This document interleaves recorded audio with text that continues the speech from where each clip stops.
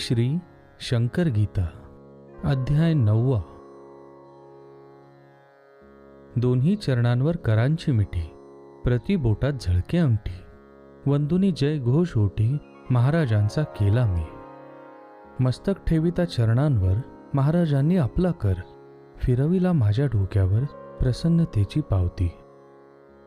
महाराज भक्ती प्रसन्न होऊन 8वा अध्याय झाला छान, दोन्ही प्रकारचे गुणगान छान केले म्हणाले।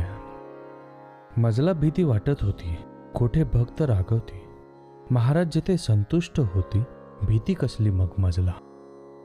गोकुळ अष्टमीच्या उत्सवात महाराज अचानक हजर होत, सर्वांस लिमलेटच्या गोळ्या देत जणू प्रसाद म्हणून।